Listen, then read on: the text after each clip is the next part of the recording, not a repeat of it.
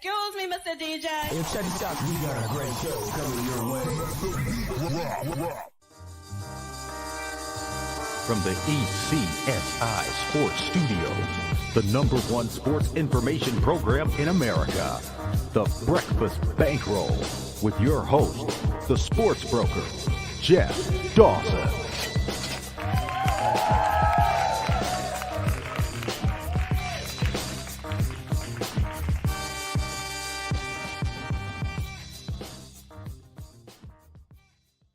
ECSI fans, you want to revolutionize your sports investing habits? Allow me to tell you about WagerWire. WagerWire is an app that helps you become a superior bettor by allowing you to sync all of your sports books and track all of your bets in one place. See your current action, your betting history, and stats. You can also sign up for sports books and collect bonus offers. Follow them at WagerWire on X, as they're the best account on the platform. Head to the App Store or Play Store now and search WagerWire to download the app.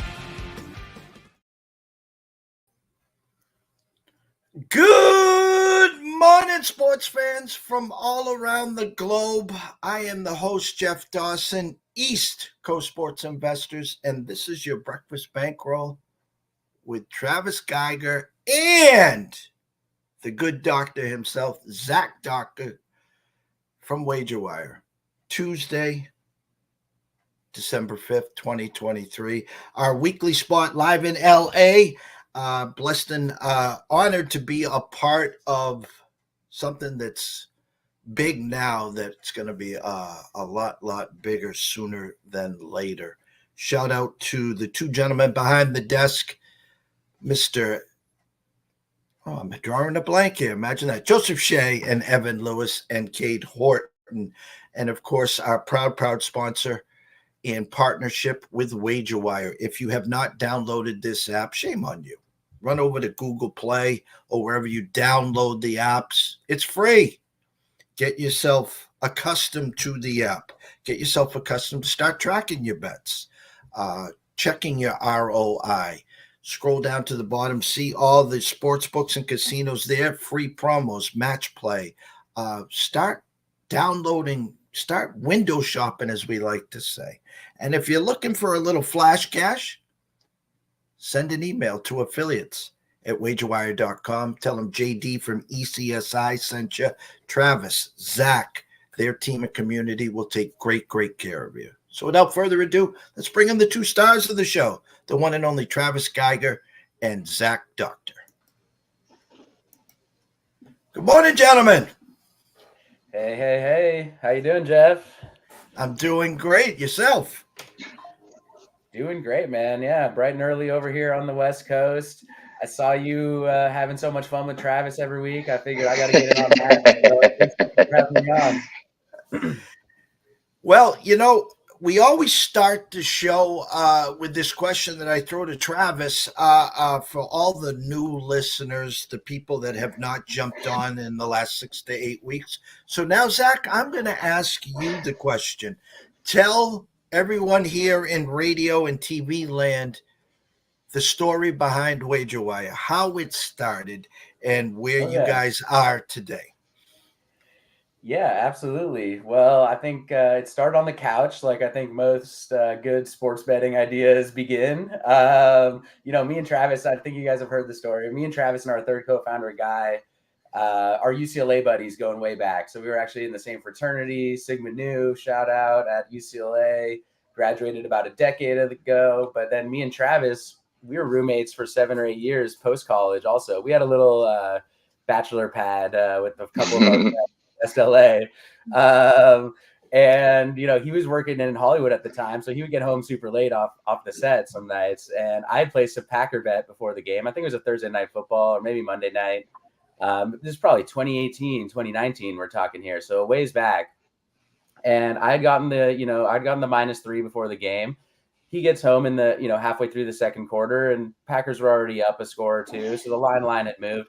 He didn't want to take, the -8 or 9 that they were offering anymore. He just wanted to ride the same bet as me because he didn't want to end up losing and getting kind of middled where I win and he loses. So he's like, all right, how about I just Venmo you $50 and we figure out the split. And so from there, we, just had that light bulb moment. Like, you should be able to buy into your friends' bets. I feel like people do that all the time, just kind of naturally, or they're like in their chat, their text thread with all their betting buddies, and they're talking about their action. And maybe you're a sharp friend, got the bet, a little earlier in the week, and then the line has already moved and that number's not available anymore, and you kind of want to ride it with them. Like, you should be able to buy into your buddy's bet. And so we had that light bulb moment. And then when you really game that out, it's not just buying your buddy's bet on the couch. It's just like a whole thriving secondary market, like exists for so many other businesses. You think about ticketing with StubHub was like one of the early ones. But then now you've got, StockX, and people are trading their pairs of Jordans around, and people, there's this whole collectibles and memorabilia is like really been popular. Like, everyone is just kind of out there flipping their whatever they got, buying low and selling high. And it's like, when you really take a step back, it's kind of weird actually that you can't do that in sports betting. Like, you place this bet and you're just locked into it. Like, you own that technically because it's in your name, but you can't really do anything with it, right? Like, you can try to hedge out. Some of the online sports books have started offering this cash out feature where they try to like buy it back from you, but it's always just a terrible offer. So you're pretty much stuck in your bets. And some bets are hard to hedge out. So this is just a much better way to do it, where you could sell your bet. You get up at halftime, sell your bet, sell half of your bet, take some chips off the table, let the rest ride. I think we'll get into some charts today where you think about futures bets in an entirely different way now, where, previously your money would be locked up all year. And now you can place 10 teams at the start of the year, manage those throughout. And it really changes the game because you don't have to have your money locked up in that ticket the entire season. So it gives you the ability to kind of jump in and jump out. And so that's what gets us really excited about it, man, is I just genuinely want to be able to bet this way, right? I want to be able to buy low on Bama, which I did, we'll get into it later. I want to be able to buy low on Bama after a loss, have them get back in the mix and flip out of it and not have to worry about whether they actually win the whole thing, like. That just seems like a natural way to kind of play the markets. So that's the origin story. I was in finance before this when we had that moment on the couch, and then we put the dream team together and got cranking on building it. You're speaking my language, and to be able to see weeks in advance, and to be able to say, hey, I was a part of that. We talked backstage, and we will get into the charts after the loss of Bama and the 30-1 ticket. Now currently 2.5 to 1 to win the Final Four. To be able to not only take that ticket, and maybe someone wants to come in and say, hey, thank you, Zach, for seeing something I didn't see, and offer you, here's what I can sell 25% of it, and you still have 75% of it. You are already in the plus part of it, and now you both are getting a ride on that ticket. And I talked at length about the Philadelphia Eagles, a team that was 10-1, a team that was just had beaten at Kansas City, Buffalo, in comes San Fran, and now they travel this week to Dallas. So they lose last week. They're 3-point underdogs this week. So this number one seed that, was the favorite to win the NFC other than your San Fran 49ers after this Sunday could be a good buy low. There you go, San Fran right there. So, but that's how the market works. And you guys are giving everyone an opportunity to be a part of that market. Yeah, I think it really I think you hit the nail on the head. Like, if I wanted to, I do have that Bama ticket. Like, you should be able to trade, you should be able to sell just a chunk of it, get your initial money back. Like, it just unlocks all sorts of possibilities, right? Now you're thinking about the fluctuation of odds and buying low and trying to ride momentum. Because right now, before WagerWire, you wouldn't really do that. I mean, yeah, it's nice to get good value jumping in on Bama when it's 30-1, but say they didn't make the playoffs, say it had gone differently. Like they were still, the odds had already moved a lot. My ticket was technically in the money, even a couple weeks ago, but there was really no way to like capture that value. So if you were nervous going into that Georgia-Bama game, I could have, laid off a little bit. So yeah, it just changes the game. I think it's a really interesting way to think about sports betting. A lot of the trends lately have been to like the super short term, what's the next play going to be, and all the player props and all of that. But at the end of the day, like there's something to say, like I planted my flag on the team that's going to win the Super Bowl and I got it right. And to kind of be able to see the future of actual teams and how the season's going to unfold, and not just fantasy player scores and things like that. I think there's some pride to being able to predict the actual outcomes. And so I think as we get WagerWire going, we're going to see more and more volume on futures, I think, because the main drawback was your money was tied up and they were awkward to hedge and all these things. And so now WagerWire just completely unlocks all that. And I think it's just going to be a really fun way to play and participate in sports betting like that. Travis, I'm going to ask you a question before we start digging into the charts. And I don't know if Zach saw this last night as well. I think it was a tweet late night by a good friend of all of ours, Jeffrey Benson from the Circa. Good morning, Jeffrey. Good morning, Derek. The Jaguars, Trevor Lawrence gets hurt late. The Bengals shock the world and win outright with Jake Browning, who looked like Joe Burrow on steroids last night. Started the game 17 for 19, looked great. But the real story for us and everyone that's on social media, 30 people got knocked out. No, was it 24 people got knocked out from the survivor? They're down to 30 people.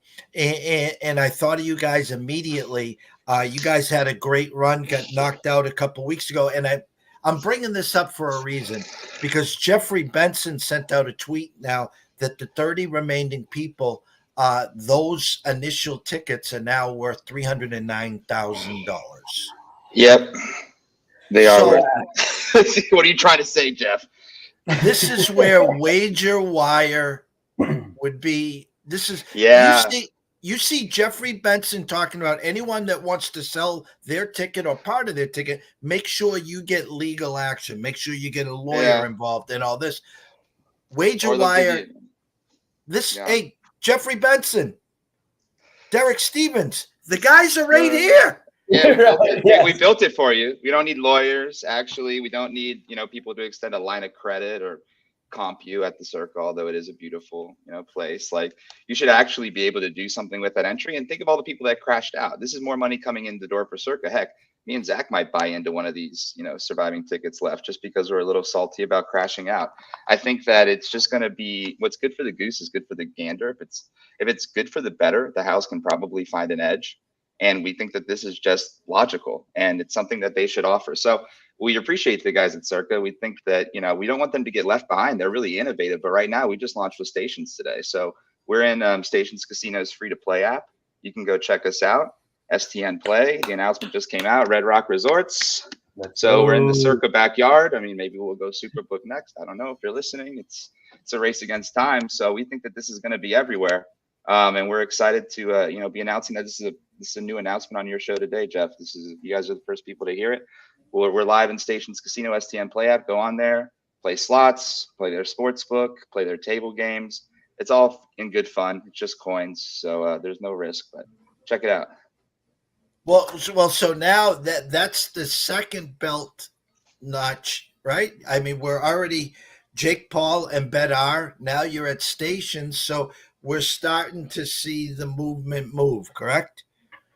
Correct. Yeah, it's the domino theory, right? Like, we think that this should be table stakes. It makes too much sense. Like Zach was saying earlier, like, you bought that asset, you own that asset. And by the way, the aftermarket for that asset can still benefit the casino. So there's no reason they shouldn't participate in this. But I think from the bettor's point of view, which is really what this show is about, all of that optionality, all of that game within the game, it just keeps you engaged. It gets you new ways to, capture profit. We can look at these charts like we always do.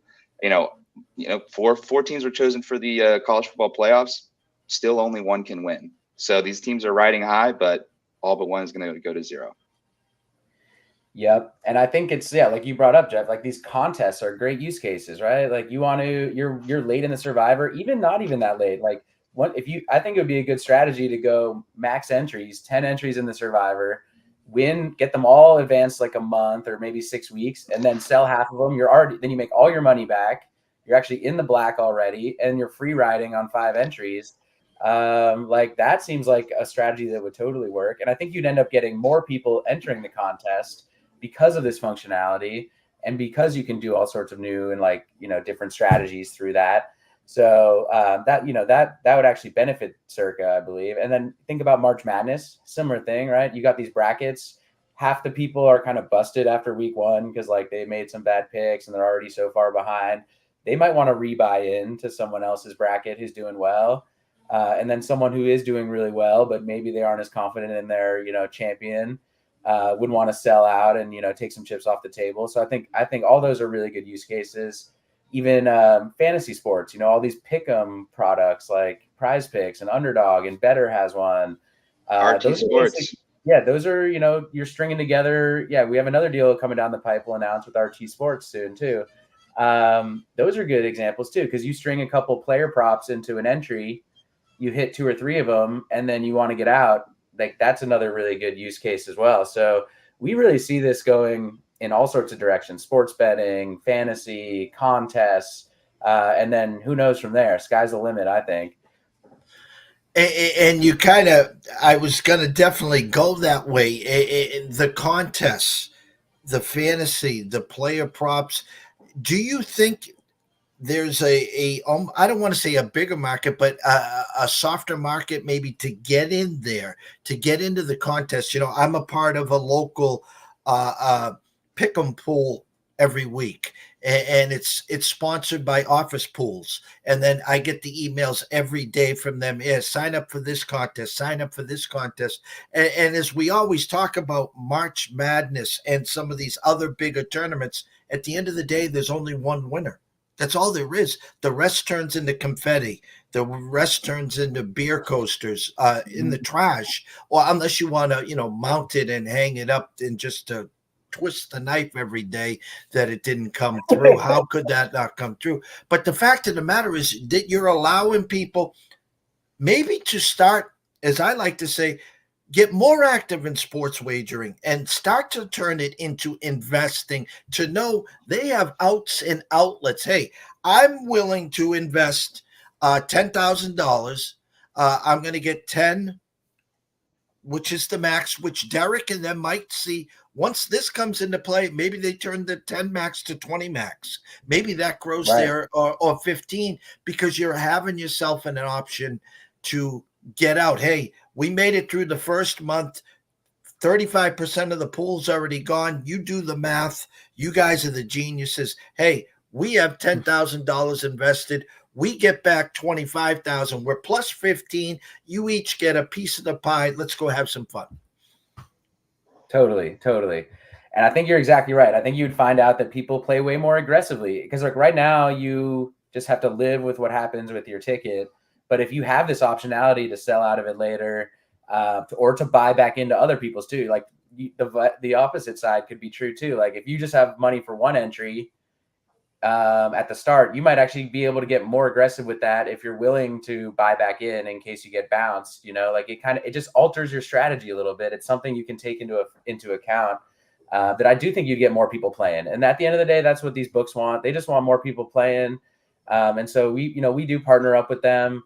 We're very much on the side of the bettor and the player, but we're trying to improve the sports books. And so you kind of have to go to the sports books to try to fix them. And that's what we're doing. And so we partner up with them, and I think the sky's the limit on all the use cases we can do, plus all the media and content like we get to do on here. I think it's just like a really fun and interesting way to think about betting, and just, adds a new layer to it that you can talk about. Travis? Yes, sir.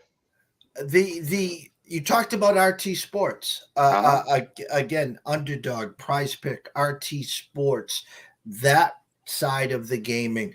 Thoughts of where you guys are today? I know you're in talks with RT and a few other these, and the media and some of the states have stiff-armed these companies, and they're trying to poo-poo the fantasy end of it. And while you guys are here, almost, I'm going to say this, almost like a life preserver for some of them in certain states. I'm not saying these guys are going away, but almost like, hey, let's do a tag team here. Let's offer this availability. Let's add this that you can bring to a Kentucky or a certain state that is, or a New York, for instance. How's the talks with RT Sports, and how is the fantasy sport, Mark, and the underdogs in the prize pick world going?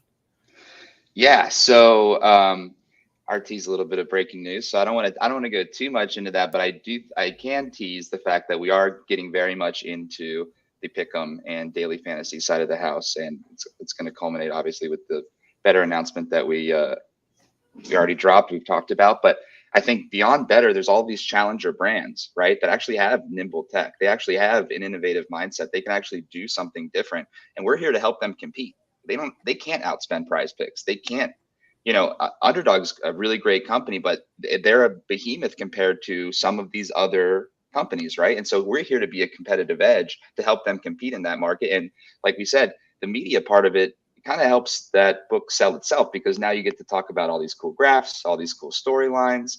And so adding WagerWire with just one flip of a switch can, if just to make the pitch, if you got a fantasy company or whatever, we got a tech team that's willing to seal Team 6 into your server room at any point in time, because we're trying to get this into every DFS, every pick'em, every sports book in America. But I think it's got to start with these guys that actually have, nimble tech, that don't have a boardroom to answer to. And then I think the boardrooms are going to start paying attention very quickly.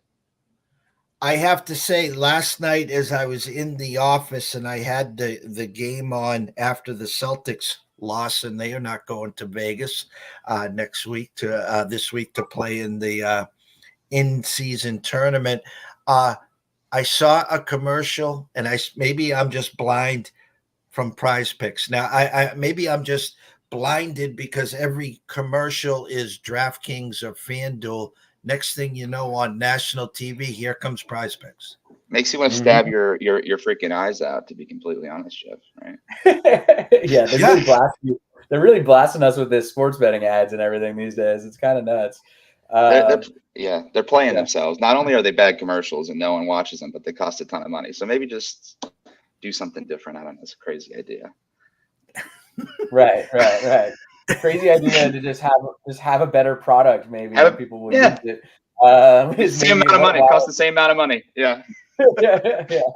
Well, it is interesting in the pick'em fantasy because they don't have cash out, right? They have like insurance or like flex, some of them call it, but you have to opt into that before you place the entry. And then it allows you to get one wrong and still win. But that's all before you place the entry, right? So even if you have a flex entry, you might still want to sell that halfway through because you hit a couple of them. We're talking about is being able to kind of make that decision as the action is unfolding, rather than having to decide beforehand that you want insurance or whatever it is. So I think it totally changes the game. Like I'd be taking bigger swings if I had that kind of confidence of some downside protection or being able to exit later. It just gives you that kind of leverage. Just like in finance, right? If if you have a hedge, if you can get out of your position and you're not going to lose too much, you might bet a little more, So same thing here. It gives you that ability with the confidence of the downside protection to take a little bigger swing and try to build the bankroll up faster. As we're getting closer to the last 26 days of 2023. And then, of course, January 1st, the semifinal games will happen in college and the start of 2024. And once you get there, the bowl games are wrapped up. Now we're getting closer to the NFL playoffs, the Super Bowl in Vegas, February 11th. Once that Super Bowl is over, it now just turns to March Madness, the conference championships, March Madness, the tournament itself, 6 weeks. Now, no better time of year. I like to say you get the 6-week run for March Madness. You get the first pitch for MLB. And next thing you know, 2 weeks later, it's Tiger Woods teeing off at Augusta, and it's not a better time of year. And you guys are sports nuts. I gotta believe you're chomping at the bit. Oh yeah. Well, that's the beauty of the sports calendar. Like, it never really leaves you bored, except for maybe like 1 month in July, when you're down to just baseball in the summer. But yeah, I love the spring. March Madness is perfect. Golf tournaments you bring up. Golf is a really good use case for WagerWire too, as we get this thing stood up, because the odds are flying around in the first couple of days leading up to the cut. You could really capture some good value by just, sometimes the leader just bogeys a hole in the first hour or two of the day, and everyone's odds jump up. So if you can catch some of those swings, I think golf is going to be another really good spot for WagerWire for sure. I 100% agree, and it's just getting big and bigger. Last season, we had Brady Cannon on, formerly of VSiN, does some work now with Sports Grid, Las Vegas golfer himself, looking to bring him back, and that will be a great piggyback for our weekly PGA show, and then might be able to close, talking some WagerWire, some future odds, and how we can work that together on Saturday, which is moving day, and of course Sunday, where we get the Sunday sweat. So without further ado, Travis, we're going to bring up some charts here. Let me add these. And we like to here on the show here, we like to break down what's hot in the sports market. We'll look at some tickets, and we'll allow Travis to take it away. All right. So this is the fun part. By the way, we're having a blast doing this, Jeff, and just with you as a company, we just want everyone to experience the joy of thinking of sports betting like this, because look at these crazy stories that we've gotten to see play out over the course of the season. And amazingly, both Texas and Washington end up with their $100 bets being worth the exact same. So what these charts are, so everyone knows, is a $100 bet placed week 1 on each of these teams to win the college football national championship. This is what that bet's current value is. So Michigan 333, Washington, Texas both at 512, and Alabama at 421. And you can look into kind of the narratives here, where you can see the one-loss Alabama team and Texas's big win over Alabama as inflection points, where that's where Texas started going up. People started losing confidence before they made that run again. Alabama, you can tell by just the current value that they've captured, they were pretty favorited going in. And then that Texas loss almost dropped them off the map. They fought their way all the way back. And boom, that win over Georgia catapulted.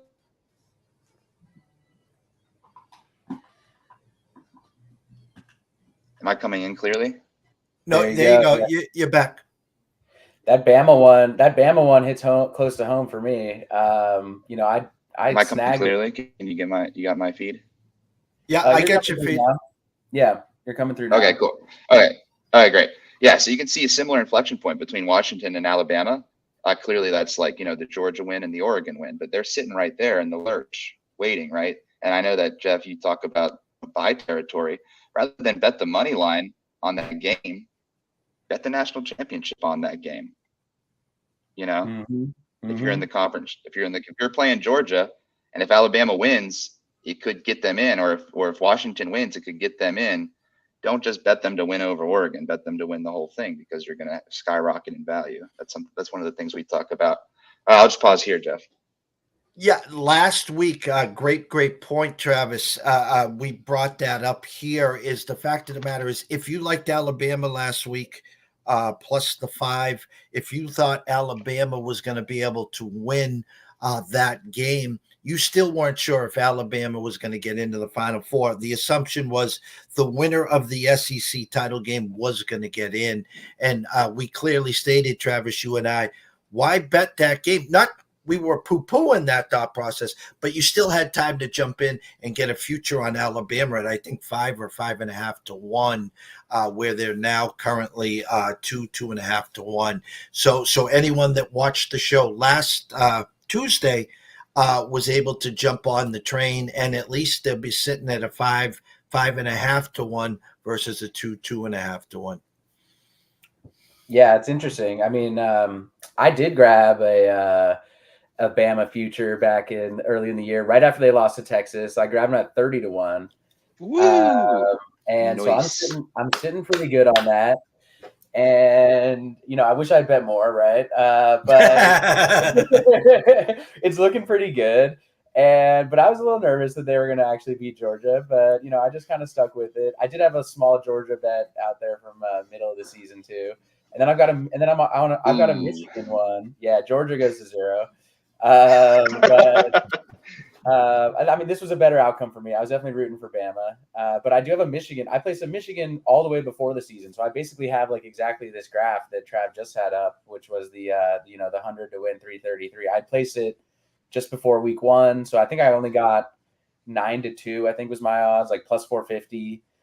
So like they've been heavy favorites all year, so you don't usually make like the most money off of those. As you can see here, like you make the most money by kind of predicting the teams that were kind of maybe in that second tier that end up jumping in and actually making the playoff with just the way the longer shot odds work. But I mean, Jeff, what would you do in my spot if you're sitting on a Michigan and a Bama future with pretty much the same payout? Like how would you think about that one? Well, you have an option that a lot of people don't, and we did talk backstage, so I'll spill the beans. Yesterday, Jeffrey Benson at the Circa put out his exacta pools. And so for the people that can't get to Circa or can use the Circa app, what I would strongly suggest is to take the two teams that you don't have any action on and buy their futures now. So you're sitting great with a Michigan, Alabama kind of weighing the same. One thing, one of those two teams is getting into the Final Four, and it doesn't matter which one of they are because they're going to be favored as well. I still think Alabama in the revenge spot on a neutral field will probably be 2.5-point favorites to Texas, maybe even more. And then against a Washington team, if they shock the world against Texas, a Bama team will be favored probably around 5 as well. And the same with Michigan. Michigan will be favored over both. So if you can get to Circa or use the Circa app, definitely buy some stock and shares into the exacta pool. Otherwise, I would just buy some futures on the other two teams and then wait to see where you settle in the following Monday. And then just make sure two things. You guarantee yourself some profit. And if you have a lean to one of the two, just make sure you got just a smidge more on the other side. Mm-hmm. I like that. Yeah. I mean, with the exact odds I'm seeing, I guess I didn't see the Circa ones, but on FanDuel right now, I'm seeing Washington beating Bama exacta at plus 1,600, Washington beating Michigan at plus 1,500, Texas is 600 over Alabama, 550 over Michigan. So yeah, there's good odds there where since it's long enough odds that I could hedge with a relatively small, outlay and basically guarantee, a pretty good win here. I'm probably thinking Michigan pulls it off, but I could see either one. I really think that's pretty much a coin flip game. I could see it getting bet down to being a pick 'em by the time it gets going. And the hardest part for a lot of people when they're sitting with futures or potentially big tickets is they don't have the flexibility. They don't have the bankroll. They can't just run to the window and show the Superbook, John Murray at the Superbook, and say, hey, I have this ticket right here. If this team wins, I'm guaranteed $10,000. So I want to hedge and guarantee myself $5,000. So can you please just bet a ticket? I'll let you hold my ticket and I'll come back and cash the $5,000 winning ticket. They'd look at you and say, hey, I got 2 bridges over here too, pal. Go Totally, man. Well, that's exactly the situation that WagerWire could help with too. I mean, I'm in that boat right now. I'm lucky. I'm going to Vegas this week on Thursday, so I'm kind of lucky that I'm going to be back there and be able to put those bets in. But in California, I'd be kind of stuck, with these two, and it'd be kind of tricky to hedge them. So I'm gonna have to get out to Circa. I'll go say hi to Jeff and we'll get some hedge exactas in there. I'll let you know how it goes. All right. I just rolled forward in time, not in time, but in the graphs here, just to show how much momentum makes a difference. You can see Florida State, despite being undefeated after the Jordan Travis injury, they were just limping, and these guys were just gaining momentum, and makes the difference, I guess. I mean, the committee wasn't shy about their reasoning, which you can think one way or another, but at least they were honest about it. Let's go look at Washington, which you've been hot on all season, Jeff. This is the individual breakout graph. I want to compare this to their Pac-12 title futures, and you could just see this, boom, the one game that changes everything. So I think that, like, going forward when WagerWire is live, I'm looking for these games that's going to change the outcome of a future, and I want to get in there, because making the playoffs, not making the playoffs, is the difference between basically skyrocketing and capturing a ton of that value that's left over and against your potential payout, and just totally crashing. Yeah, and they gave you outs. In other words, if we gave out Washington in August on Sports Map Radio, and the ECSI VIPs to win the Pac-12 and to shock the world to get into the Final Four. As I said backstage, after watching the eye test in the first game, I still thought Oregon and Bo Nix were the better team. And Vegas obviously did on a neutral field last Friday, as Oregon was 9.5 point favorites. Started off slow, and then Bo Nix said, "Hold my beer," and here we go. And they rallied the troops to take that lead. And so if you were actually dug into the end game, you would have had some amazing opportunities when they were down by 10, to buy some shares in Oregon. Then when they take the lead to buy back onto Washington, you would have been sitting in the catbird seat. Mm-hmm. Definitely. Yeah. There were some wild swings in that one. I mean, the Heisman race too was like obviously super heavily. Yeah, look at that. Flying around in the game, like during the game. Yeah. I mean, this kind of shows like what happened after, but even during the game, first quarter, Bo's odds are starting to drop. And then Penix was actually kind of making a run. But then, he kind of topped out, and then, now they're just kind of handing it to Jaden Daniels, it seems like, which like literally handing it to him. Like, yeah. I don't understand. LSU they were contenders, but it's kind of wild that they're just like, he's the golden boy and it's a wrap. We do our live show at 4:35 o'clock, the closing bell every day, of course, sponsored by WagerWire. And I had given out Bo Nix at 7-1 on the show. And for the Heisman, and a good friend, Russell Saylor, dives in on it. And then here came the Jaden Daniel train. And it was almost a 2-horse race with Marvin Harrison Jr. And then coming up the stretch there, and I asked him point blank on one of our shows, and I was like, "Hey, did you get some Jaden Daniels stock?" He goes, "Yeah." He goes, "I bought some shares of Jaden Daniels." So again, another point where you got a Bo Nix, where some people had 14, 18-1. We gave him out on the show at 7-1 here, and you just, to be safe, you get some Jaden Daniels stock, because listen, everyone wants the golden ticket. But at the end of the day, if you are in this to win, it's a marathon, not a sprint, okay? And if you can guarantee some profit, 7-1's great, but guaranteeing yourself 3 or 4-1 and saying, "Wow, I can't believe, Bo, what happened on Friday. Now I'm sitting there and Jaden Daniels is going to win the Heisman," and now your 7-1 turns into a beer coaster. Right. I mean, for Mr. Saylor, you could be trimming the sheets in a couple of different places. I mean, look how many double ups there are. I mean, you're on an exponential curve here from $100 bet, 100 to 200, 200 to 400, 400 to 800. You got a lot of double ups between week one and here with these kind of odds. I mean, you were one of the few people that thought that this guy could really do it. But I mean, if you look at the way that Vegas priced him, he was an outsider, Yeah, it was definitely an interesting race to see how it unfolded there. And then the fact that LSU wasn't playing, right, was kind of an interesting dynamic. You had Bo and Penix playing in the conference championship. Jaden's just kind of hanging back, hoping they both blow it, I guess.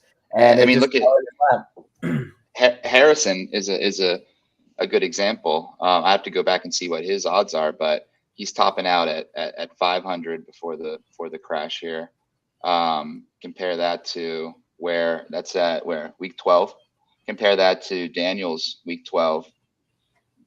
Daniel's is he's Right when he makes almost right when he makes the run. Right, he's a little bit above Harrison, neck and neck, and then boom.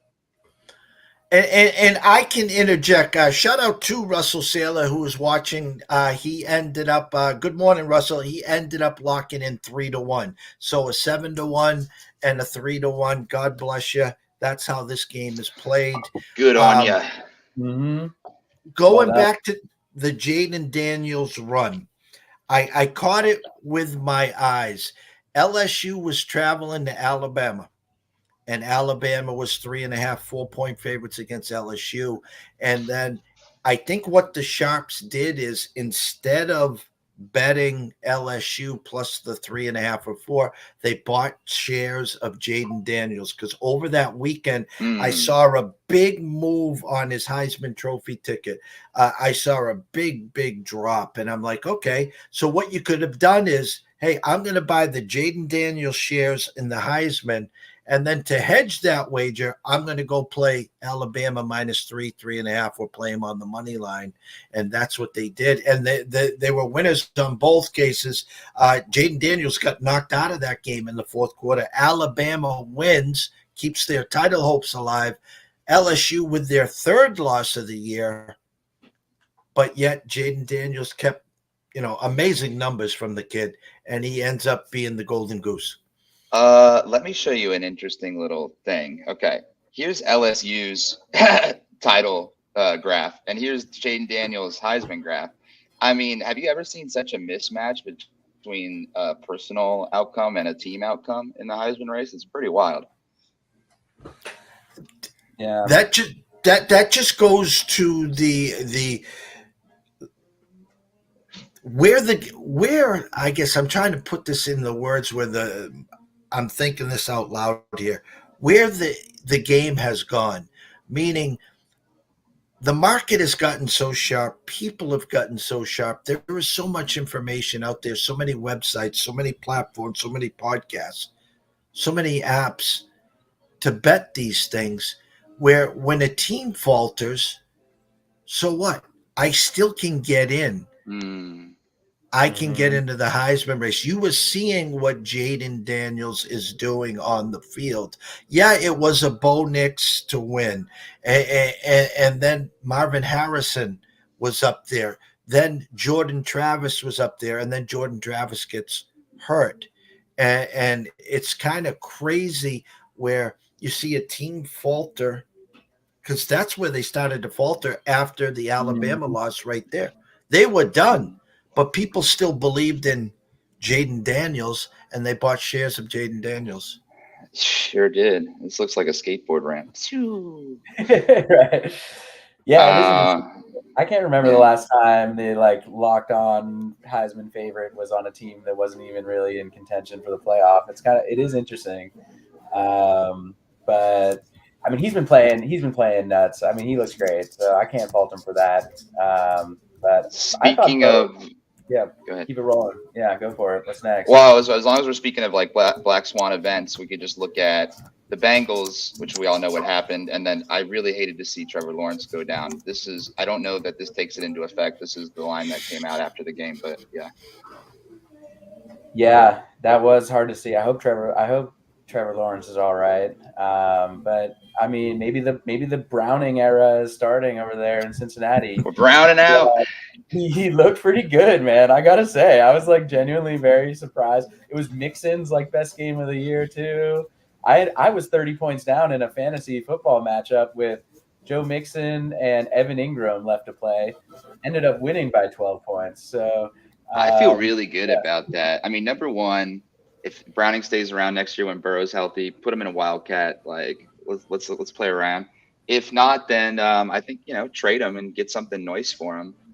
Yeah, it's always good to have a good backup on the team anyway. But yeah, I mean, I'm sitting on a Jaguars future though from before the season too. That's basically like you look here, it's up maybe up a little bit, but market might still come down if he's hurt more anyway. But my hopes were really high for the Bengals. I thought they were coming back strong, and then with the Joe injury, that one hurt.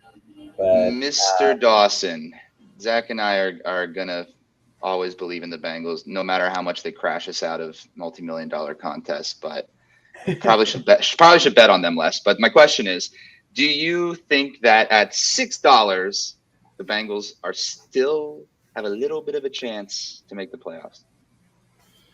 There's always a chance. I mean, Zach brought up his fantasy win last night. I was kind of in the same boat in one of my leagues where I lost Joe Burrow and I lost the backup. I said the hell with it. I did grab Browning, and I had to start Browning last night. And that was my Burrow to chase team. So now I had Browning to chase, and I'm like, all right, whatever. And then, geez, it worked out well. Listen, when you see this, okay, this is what I said earlier on a few shows. I look at the AFC North for a second, okay? You have the Ravens and Lamar Jackson. Then what do you have? You have Pickett out, so now it's Mitch Trubisky. You have Deshaun Watson out, so it's either PJ Walker or Joe Flacco. And now you have Burrow out and Jake Browning. So even though it looks like a one-horse race there, the game. It's so interesting, right? Because they went from being the strongest division to total crapshoot. I just minted the graph here too. Like, this is one where like you thought every team was going to be like really, really making a run. And then everything you said just went down, which I looked at the list of injured quarterbacks. It's like over 25% of the league starting quarterbacks are injured, and a lot of them from teams that were really going to make a run. So kind of unfortunate, but this is what I'm saying. The Bengals are down here, but they're looking up from the bottom of a toilet bowl, in my opinion. So they could climb out, you know? You couldn't get a better buy low spot than now, obviously. Yeah, like what are they, just a game out of the playoff, the like wild card picture? I mean, they're one game back on. They're Steelers, one game back. I mean, look, these teams are all doing well. Like, I guess besides the Bengals, maybe, but like Steelers and Browns are doing pretty well. What are they, 7-5? Maybe they underperformed a little bit, but there's also like a time element to this, right? Like, I think even though they're performing pretty well, like, do you really think they're going to win it all? You know, that obviously factors into the Super Bowl future markets, but there's some interesting movements on the AFC championship markets too. Like, if you think anyone but the Ravens could win the AFC, there's some value out there. The Ravens are pretty heavy favorites, but I think it could still go to, obviously it could still go to Chiefs, could still go to Dolphins. There's a lot of interesting stuff going on in the AFC picture there. Some shakeup happening. I mean, Mr. Saylor requested in the chat, I don't know why, but a Colts graph. I do believe in the Colts for some reason, but here you go.